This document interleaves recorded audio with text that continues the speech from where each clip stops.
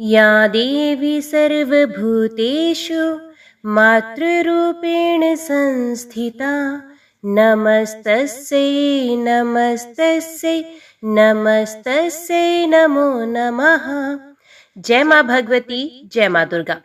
आज आप श्रवण करेंगे शुक्रवार व्रत कथा, संतोषी माता की व्रत कथा। एक बुढ़िया माई थी, उसके 7 बेटे थे, 6 कमाने वाले थे और एक निकम्मा था।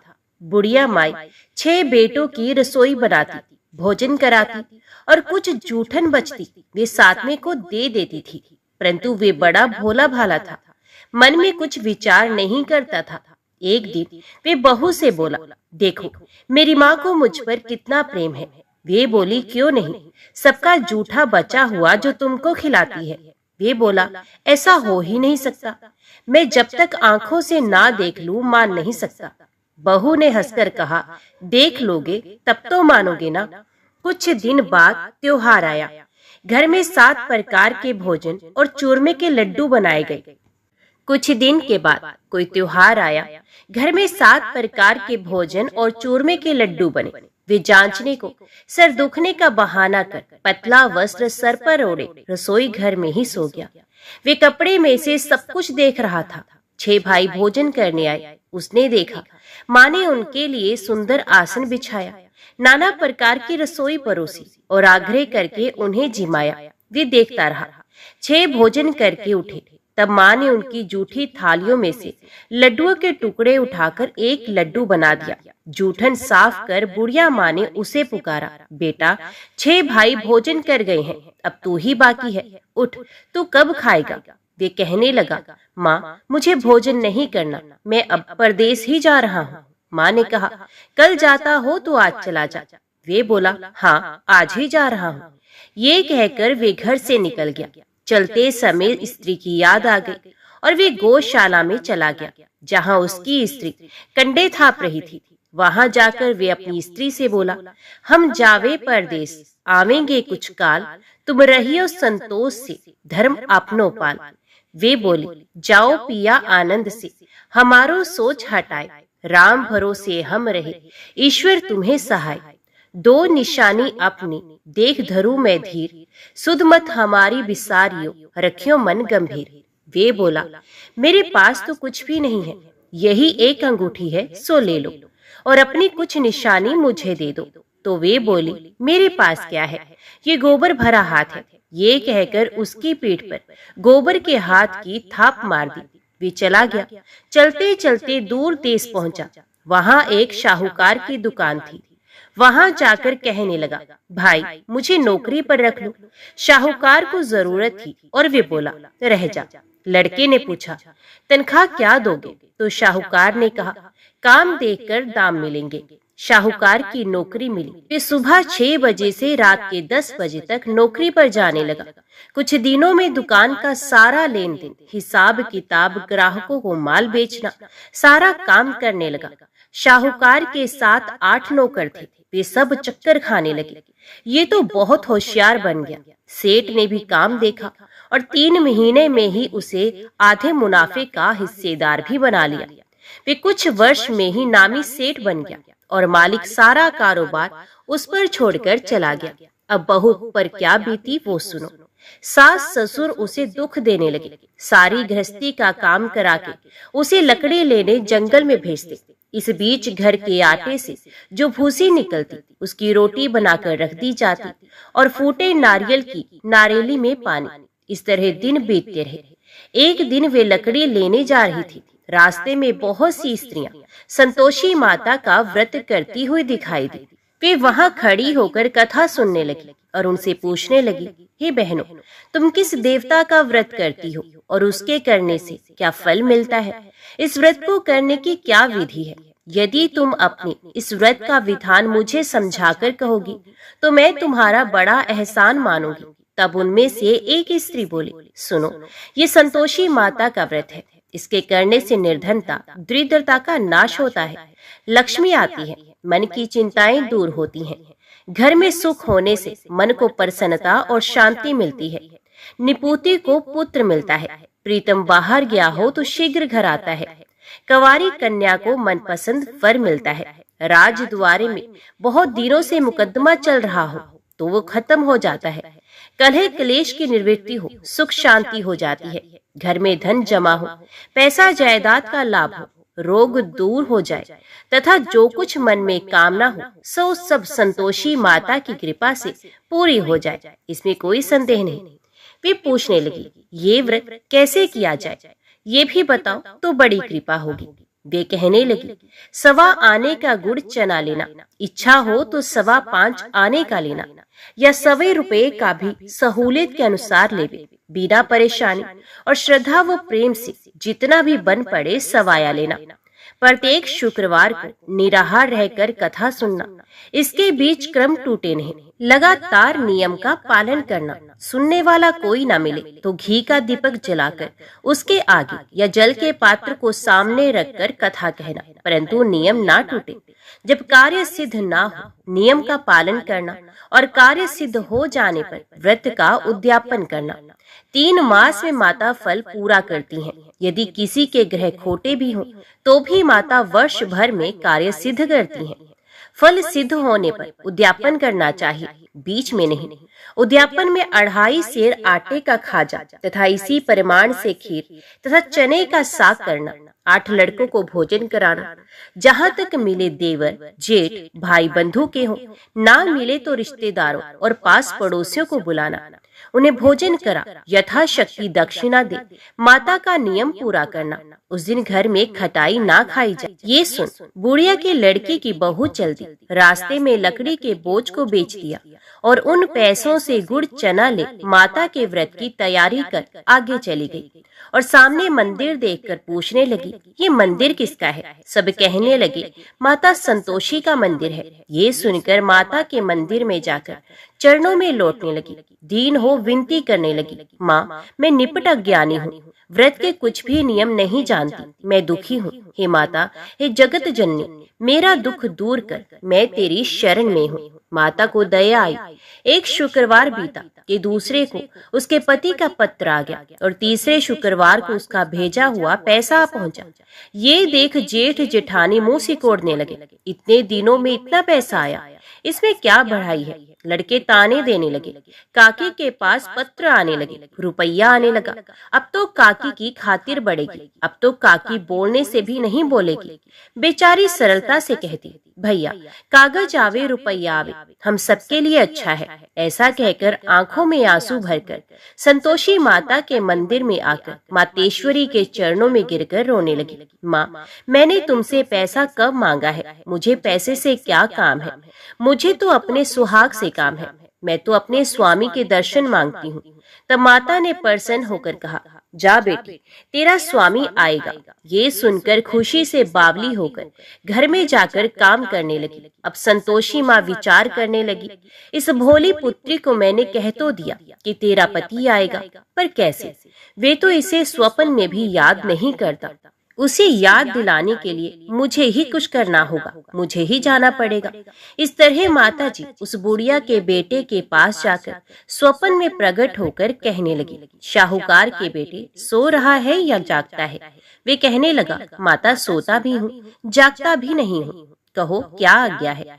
माँ कहने लगी, तेरे घर बार कुछ है कि नहीं? वे बोला, मेरे पास सब कुछ है, माँ बाप है, बहू है, क्या कमी है? तो माँ बोली, भोले पुत्र, तेरी बहू घोर कष्ट उठा रही है, तेरे माँ बाप उसे त्रास दे रहे हैं, वे तेरे लिए तरस रही है, तू उसकी सुध ले। वे बोला, हाँ माता जी, ये तो मालूम है, परंतु जाऊं तो जाऊं कैसे? परदेश की बात है, लेन देन का कोई हिसाब नहीं, कोई जाने का रास्ता नहीं आता, कैसे चला जाऊं? माँ कहने लगी, मेरी बात मान, सवेरे नहा धोकर संतोषी माता का नाम ले, घी का दीपक जला, दंडवत प्रणाम कर दुकान पर जाकर बैठ जा। देखते देखते सारा लेन देन चुक जाएगा, जमा किया गया माल बिक जाएगा, साज होते होते धन का भारी ढेर लग जाएगा। अब सवेरे जल्दी उठकर भाई बंधुओं से सपने की सारी बात कहता है। वे सब उसकी अनसुनी कर दिल लगी उड़ाने लगे। कभी सपने भी सच होते हैं। एक बूढ़ा आदमी बोला, देख भाई, मेरी बात मान। इस प्रकार झूठ साच करने के बदले देवता ने जैसा कहा है वैसा ही करने में तेरा क्या जाता है। अब बूढ़े की बात मानकर वे नहा धोकर संतोषी माता को दंडवत घी का दीपक जला दुकान पर जाकर बैठ जाता है। थोड़ी देर में क्या देखता है कि देने वाले रुपया लाने लगे, लेने वाले हिसाब लेने लगे। कोठे में भरे सामान के खरीदार नकद दाम देकर सौदा करने लगे। शाम तक धन का भारी ढेर लग गया। मन में माता का नाम ले, चमत्कार देख प्रसन्न हो घर ले जाने के वास्ते गहने कपड़ा सामान खरीदने लगा। यह काम से निपट तुरंत घर को रवाना हुआ। बहू बेचारी जंगल में लकड़ी लेने जाती है। लौटते वक्त माता जी के मंदिर में विश्राम करती है। वे तो उसके प्रतिदिन रुकने का जो स्थान ठहरा। धूल उड़ती देख वे माता से पूछती है, हे माता, ये धूल कैसे उड़ रही है? माता कहती है, हे पुत्री, तेरा पति आ रहा है। अब तू ऐसा कर, लकड़ियों के 3 बोझ बना ले। एक नदी के किनारे रख और दूसरा मेरे मंदिर पर और तीसरा अपने सर पर रख। तेरे पति को लकड़ियों का गट्ठर देख मोह पैदा होगा। वे यहाँ रुकेगा, नाश्ता पानी खाकर माँ से मिलने जाएगा। तब तू लकड़ियों का बोझ उठाकर जाना और चौक में गट्ठर डालकर जोर से आवाज लगाना, लो सासू जी, लकड़ियों का गट्ठर लो, भूसी की रोटी दो, नारियल के खोपड़े में पानी दो। आज मेहमान कौन आया है? बहुत अच्छा। माता जी से कहकर वे प्रसन्न मन से लकड़ियों के 3 गट्ठर ले आई। एक नदी के किनारे पर, एक माता जी के मंदिर पर रखा। इतने में मुसाफिर आ पहुंचा। सूखी लकड़ी देख उसकी इच्छा उत्पन्न हुई कि हम यहीं पर विश्राम करें और भोजन बनाकर खा पीकर गांव जाएं। इसी तरह रुककर भोजन बना, विश्राम करके गांव को गया। सबसे प्रेम से मिला। उसी समय सर पर लकड़ी का गट्ठर लिए वे उतावली सी आती है। लकड़ियों का भारी बोझ आंगन में डालकर जोर से 3 आवाज देती है, लो सासू जी, लकड़ियों का गट्ठर लो, भूसे की रोटी दो, आज मेहमान कौन आया है? ये सुनकर उसकी सास बाहर आकर अपने दिए हुए कष्टों को भुलाने हेतु कहती है, बहू, ऐसा क्यों कहती है? तेरा मालिक ही तो आया है। आ बैठ, मीठा भात खा, भोजन कर, कपड़े गहने पहन। उसकी आवाज सुनकर उसका पति बाहर आता है। अंगूठी देखकर व्याकुल हो जाता है। माँ से पूछता है, माँ, ये कौन है? तो माँ कहती है, बेटा, ये तेरी बहू है। आज 12 वर्ष हो गए जब से तू गया है। तब से सारे गांव में जानवर की तरह भटकती रहती है। घर का काम काज कुछ करती नहीं, 4 पहर आकर खा जाती है। अब तुझे देखकर भूसी की रोटी और नारियल के खोपड़े में पानी मांगती है। वे लज्जित होकर बोला, ठीक है माँ, मैंने इसे भी देखा और तुम्हें भी देखा। अब दूसरे घर की ताली दो, उसमें रहूंगा। अब माँ बोली, ठीक है बेटा, जैसी तेरी मर्जी हो सो कर। ये कह ताली का गुच्छा पटक दिया। उसने ताली लेकर दूसरे मकान की 3री मंजिल का कमरा खोल सारा सामान जमाया। एक दिन में राजा के महल जैसा ठाट बाट बन गया। अब क्या था, बहुत सुख भोगने लगे। इतने में शुक्रवार आया। उसने अपने पति से कहा, मुझे संतोषी माता के व्रत का उद्यापन करना है। उसका पति बोला, अच्छा, खुशी से कर लो। वे उद्यापन की तैयारी करने लगे। जेठानी के लड़कों को भोजन के लिए कहने के लिए गई।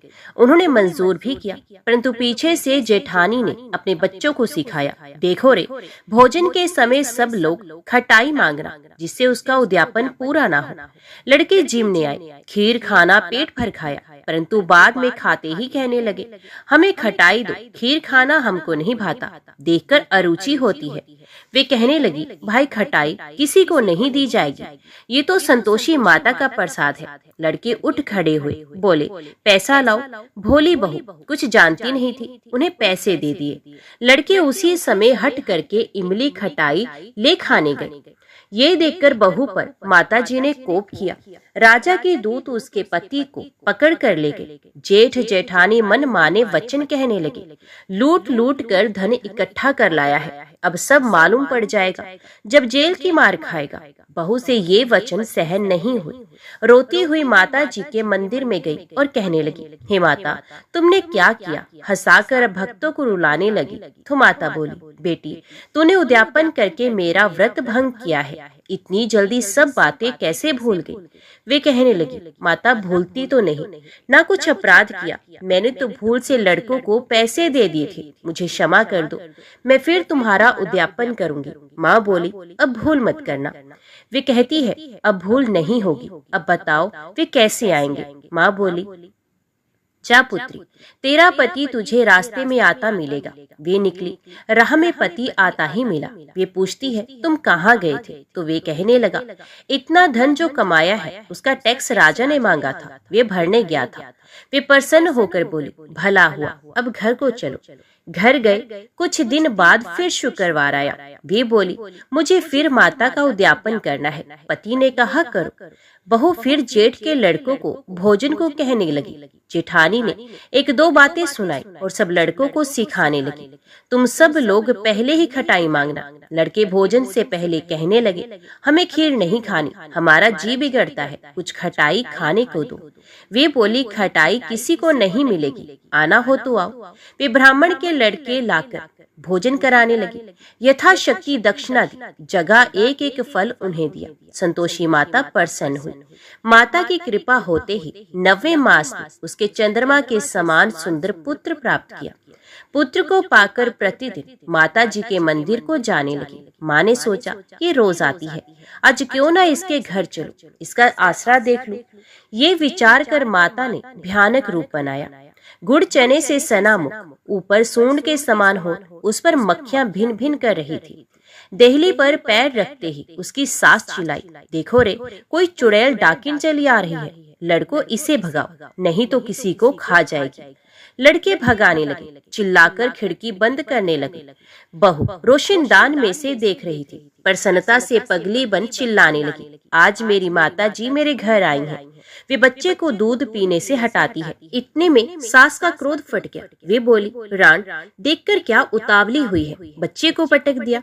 इतने में माँ के प्रताप से लड़के ही लड़के नजर आने लगे। वे बोली, माँ, मैं जिसका व्रत करती हूँ ये वही संतोषी माता है। इतना कहकर झट से सारे किवाड़ खोल दिए। सबने माता जी के चरण पकड़ ले और विनती कर कर कहने लगे, हे माता, हम मूर्ख हैं, अज्ञानी हैं, तुम्हारे व्रत की विधि हम नहीं जानते, व्रत भंग कर हमने बड़ा अपराध किया है। हे जगमाता, आप हमारा अपराध क्षमा करें।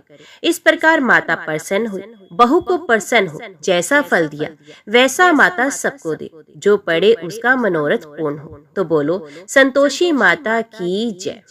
अभी श्रवण कीजिए वैभव लक्ष्मी व्रत की कथा। एक बड़ा शहर था। इस शहर में लाखों लोग रहते थे। पहले के जमाने के लोग साथ साथ रहा करते थे और एक दूसरे के काम आते थे, पर नए जमाने के लोगों का स्वरूप ही अलग सा है। सब अपने अपने काम में रत रहते हैं, किसी को किसी की परवाह नहीं। घर के सदस्यों को भी एक दूसरे की परवाह नहीं होती है। भजन कीर्तन, भक्ति भाव, दया माया, परोपकार जैसे संस्कार जैसे कम हो गए हैं। शहर में बुराइयां बढ़ गई हैं। शराब, जुआ, रेस, व्यभिचार, चोरी, डकैती आदि बहुत से अपराध शहर में होते हैं। कहावत है कि हजारों निराशा में एक अमर आशा छिपी हुई है। इसी तरह इतनी सारी बुराइयों के बावजूद शहर में कुछ अच्छे लोग भी रहते थे। ऐसे अच्छे लोगों में शीला और उनके पति की गृहस्थी मानी जाती थी। शीला धार्मिक प्रकृति की और संतोषी थी। उसका पति भी विवेकी और सुशील था। शीला और उनका पति ईमानदारी से जीते थे।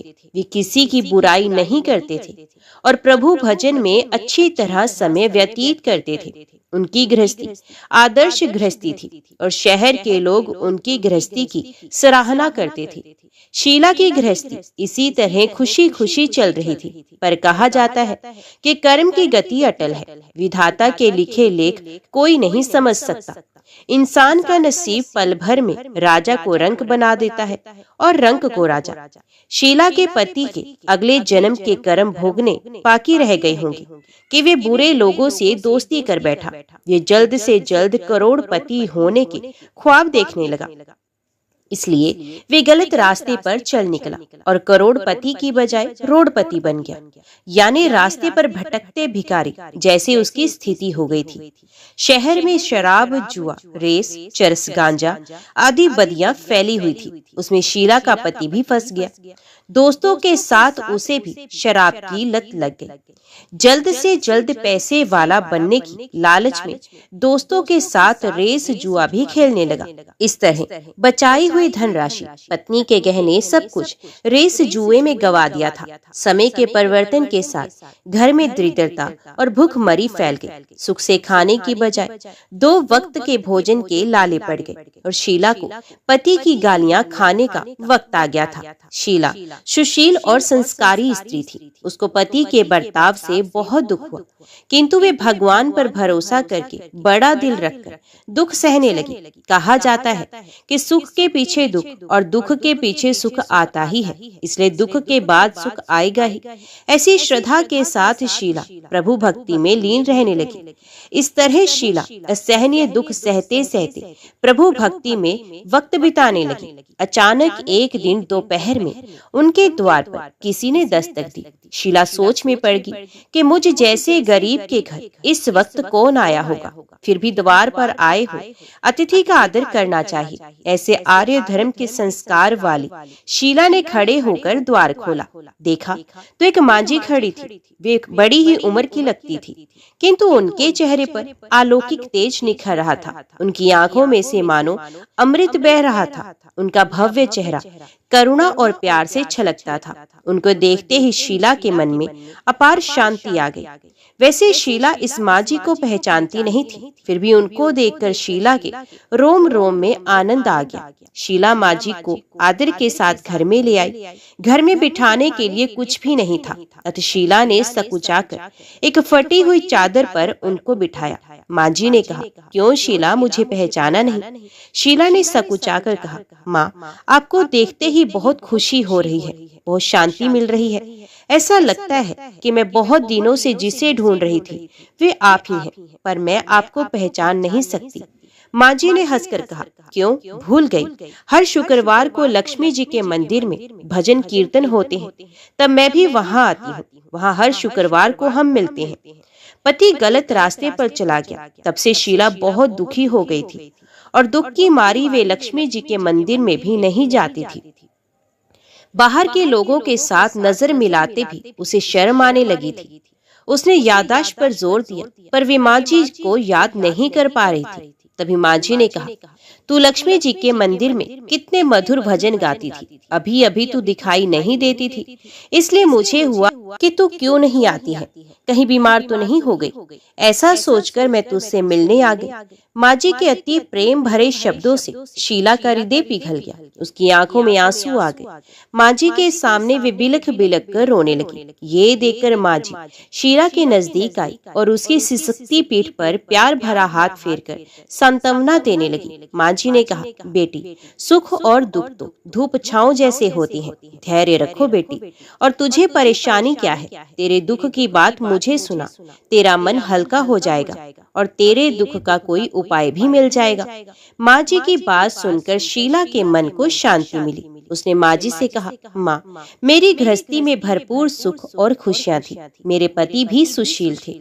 अचानक हमारा भाग्य हमसे रूठ गया। मेरे पति बुरी संगति में फंस गए और बुरी आदतों के शिकार हो गए तथा अपना सब कुछ गवा बैठे हैं तथा हम रास्ते के भिखारी जैसे बन गए हैं। ये सुनकर मांझी ने कहा, ऐसा कहा जाता है कि कर्म की गति न्यारी होती है। हर इंसान को अपने कर्म भुगतने ही पड़ते हैं, इसलिए तू चिंता मत कर। अब तू कर्म भुगत चुकी है, अब तुम्हारे सुख के दिन अवश्य आएंगे। तू तो माँ लक्ष्मी जी की भक्त है। माँ लक्ष्मी जी तो प्रेम और करुणा की अवतार है। ये अपने भक्तों पर हमेशा ममता रखती हैं, इसलिए तू धैर्य रखकर माँ लक्ष्मी जी का व्रत कर, इससे सब कुछ ठीक हो जाएगा। माँ लक्ष्मी जी का व्रत करने की बात सुनकर शीला के चेहरे पर चमक आ गई। उसने पूछा, माँ, लक्ष्मी जी का व्रत कैसे किया जाता है? वे मुझे समझाइए, मैं ये व्रत अवश्य करूंगी। मांझी ने कहा, बेटी, माँ लक्ष्मी जी का व्रत बहुत सरल है। उसे वरद लक्ष्मी व्रत या वैभव लक्ष्मी व्रत भी कहा जाता है। ये व्रत करने वाले की सब मनोकामना पूर्ण होती हैं। वे सुख, संपत्ति और यश प्राप्त करता है। ऐसा कहकर माँ जी वैभव लक्ष्मी व्रत की विधि कहने लगी। बेटी, वैभव लक्ष्मी व्रत वैसे तो सीधा सादा व्रत है, किंतु कई लोग ये व्रत गलत तरीके से करते हैं अतः उसका फल नहीं मिलता। कई लोग कहते हैं कि सोने के गहने की हल्दी कुमकुम से पूजा करो, बस व्रत हो गया, पर ऐसा नहीं है। कोई भी व्रत शास्त्रीय विधि से करना चाहिए, तभी उसका फल मिलता है। सच्ची बात यह है कि सोने के गहनों का विधि से पूजन करना चाहिए। व्रत की उद्यापन विधि भी शास्त्रीय विधि से करना चाहिए। ये व्रत शुक्रवार को करना चाहिए। प्रातः काल स्नान करके स्वच्छ कपड़े पहनो और सारा दिन जय माँ लक्ष्मी का रटन करते रहो। किसी की चुगली नहीं करनी चाहिए। शाम को पूर्व दिशा में मुंह करके आसन पर बैठ जाओ। सामने पाटा रखकर उस पर रुमाल रखो। रुमाल पर चावल का छोटा सा ढेर करो। उस ढेर पर पानी से भरा तांबे का कलश रख दो। कलश पर एक कटोरी रखो। उस कटोरी में एक सोने का गहना रखो। सोने का ना हो तो चांदी का भी चलेगा, चांदी का ना हो तो नकद रुपया भी चलेगा। बाद में घी का दीपक जलाकर अगरबत्ती सुलगा कर रखो। माँ लक्ष्मी जी के बहुत स्वरूप है और माँ लक्ष्मी जी को श्रीयंत्र अति प्रिय है। अतः वैभव लक्ष्मी के पूजन विधि करते वक्त सर्वप्रथम श्रीयंत्र और लक्ष्मी जी के विधि स्वरूपों का सच्चे दिल से दर्शन करो। उसके बाद लक्ष्मी स्तवन का पाठ करो। बाद में कटोरी में रखे हुए गहने या रुपए को हल्दी कुमकुम और चावल चढ़ाकर पूजा करो और लाल रंग का फूल चढ़ाओ। शाम को कोई मीठी चीज बनाकर उसका प्रसाद रखो। ना हो सके तो शक्कर या गुड़ भी चल सकता है। फिर आरती करके 11 बार सच्चे हृदय से जय माँ लक्ष्मी बोलो। बाद में 11 या 21 शुक्रवार ये व्रत करने का दृढ़ संकल्प माँ के सामने करो और आपकी जो मनोकामना हो वे पूरी करने को माँ लक्ष्मी जी से विनती करो। फिर माँ का प्रसाद बांट दो और थोड़ा प्रसाद अपने लिए भी रख लो। अगर आप में शक्ति हो तो सारा दिन उपवास करो और सिर्फ प्रसाद खाकर शुक्रवार का व्रत करो। ना शक्ति हो तो एक बार शाम को प्रसाद ग्रहण करते समय खाना खा सकते हैं। अगर थोड़ी शक्ति भी ना हो तो 2 बार भोजन कर सकते हैं। बाद में कटोरी में रखा गहना या रुपया भी ले लो। कलश का पानी तुलसी की क्यारी में डाल दो और चावल पक्षियों को डाल दो। इसी तरह शास्त्रीय विधि से व्रत करने से उसका फल अवश्य मिलता है। इस व्रत के प्रभाव से सब प्रकार की विपत्ति दूर होकर आदमी मालामाल हो जाता है। संतान ना हो तो संतान प्राप्ति होती है। सौभाग्यवती स्त्री का सौभाग्य अखंड रहता है। कुंवारी लड़की को मनभावन पति मिलता है। शीला ये सुनकर आनंदित हो गई। फिर पूछा, माँ, आपने वैभव लक्ष्मी व्रत की जो शास्त्रीय विधि बताई है वैसे मैं अवश्य करूंगी, किंतु उसकी उद्यापन विधि किस तरह करनी चाहिए ये भी कृपा करके सुनाइए। माँ जी ने कहा, 11 या 21 जो मन्नत मानी हो उतने शुक्रवार ये वैभव लक्ष्मी व्रत पूरी श्रद्धा और भावना से करना चाहिए। व्रत के आखिरी शुक्रवार को खीर का नैवेद्य रखो। पूजन विधि हर शुक्रवार को करते हैं वैसे ही करनी चाहिए। पूजन विधि के बाद श्रीफल फोड़ो और कम से कम 7 कुंवारी या सौभाग्यशाली स्त्रियों को कुमकुम का तिलक करके वैभव लक्ष्मी व्रत की एक पुस्तक उपहार में देनी चाहिए और सबको खीर का प्रसाद देना चाहिए। फिर धन लक्ष्मी स्वरूप वैभव लक्ष्मी स्वरूप माँ लक्ष्मी जी की छवि को प्रणाम करें। माँ लक्ष्मी जी का ये स्वरूप वैभव देने वाला है। प्रणाम करके मन ही मन भावुकता से माँ की प्रार्थना करते वक्त कहें कि हे माँ धन लक्ष्मी, हे माँ वैभव लक्ष्मी, मैंने सच्चे हृदय से आपका व्रत पूर्ण किया है, तो हे माँ हमारी मनोकामना पूर्ण कीजिए, हमारा सबका कल्याण कीजिए। जिससे संतान ना हो उसे संतान देना, सौभाग्यशाली स्त्री का सौभाग्य अखंड रखना, कुंवारी लड़की को मनभावन पति देना। आपका ये चमत्कारी वैभव लक्ष्मी व्रत जो भी करे उसकी सब विपत्ति को दूर करना, सबको सुखी करना। हे माँ, आपकी महिमा अपरंपार है। माँ जी के पास से वैभव लक्ष्मी व्रत की शास्त्रीय विधि सुनकर शीला भाव विभोर उठी। उसे लगा मानो सुख का रास्ता मिल गया। उसने आंखें बंद करके मन ही मन उसी क्षण संकल्प लिया कि हे वैभव लक्ष्मी माँ, मैं भी माँ जी के कहे अनुसार श्रद्धा पूर्वक शास्त्रीय विधि से वैभव लक्ष्मी व्रत 21 शुक्रवार तक करूंगी और व्रत की शास्त्रीय रीति के अनुसार उद्यापन भी करूंगी। शीला ने संकल्प करके आंखें खोली तो सामने कोई नहीं था। वे विस्मित हो गई कि माँ जी कहाँ चली गई। ये माँ जी कोई दूसरा नहीं, साक्षात लक्ष्मी जी ही थी। शीला लक्ष्मी जी की भक्त थी, इसलिए इसलिए अपने भक्त को रास्ता दिखाने के लिए माँ लक्ष्मी देवी माँ जी का स्वरूप धारण करके शीला के पास आई थी। दूसरे दिन ही शुक्रवार था। प्रातः काल स्नान करके स्वच्छ कपड़े पहनकर शीला मन ही मन श्रद्धा और पूरे भाव से जय माँ लक्ष्मी का मन ही मन जप करने लगी। सारा दिन किसी की चुगली नहीं की। शाम हो तब हाथ पांव मुंह धोकर शीला पूर्व दिशा में मुंह करके बैठी। घर में पहले तो सोने के बहुत से गहने थे, पर पति ने गलत रास्ते पर चलकर सब गिरवी रख दिए। पर नाक की कील बच गई थी। नाक की कील निकालकर उसे धोकर शीला ने कटोरी में रख दिया। सामने पाटे पर रुमाल रखकर मुट्ठी भर चावल का ढेर कर दिया। उस पर तांबे का कलश पानी भरकर रखा। उसके ऊपर कील वाली कटोरी रखी। फिर विधि पूर्वक वंदन, स्तवन, पूजन वगैरह किया और घर में थोड़ी शक्कर थी, वे प्रसाद में रखकर वैभव लक्ष्मी व्रत किया। ये प्रसाद पहले पति को खिलाया।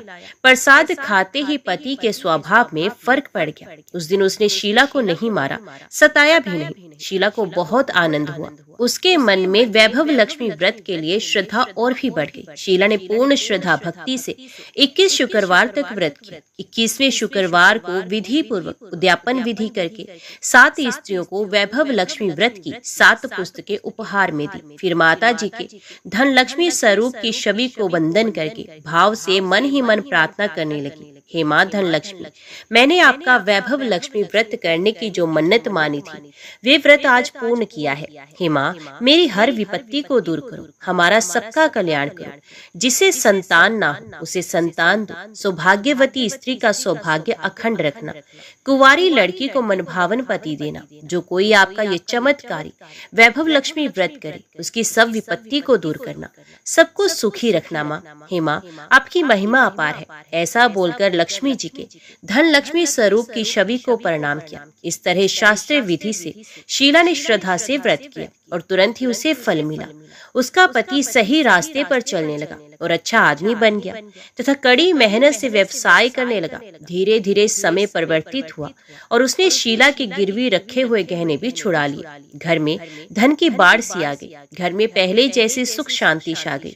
वैभव लक्ष्मी व्रत का प्रभाव देखकर मोहल्ले की दूसरी स्त्रियां भी शास्त्रीय विधि से माता वैभव लक्ष्मी का व्रत करने लगी। हे माँ धन लक्ष्मी, आप जैसे शीला पर प्रसन्न हुई, उसी तरह आपका व्रत करने वाले सब पर प्रसन्न होना, सबको सुख शांति देना। जय धन लक्ष्मी माँ, जय वैभव लक्ष्मी माँ। अभी श्रवण करते हैं माता लक्ष्मी की आरती।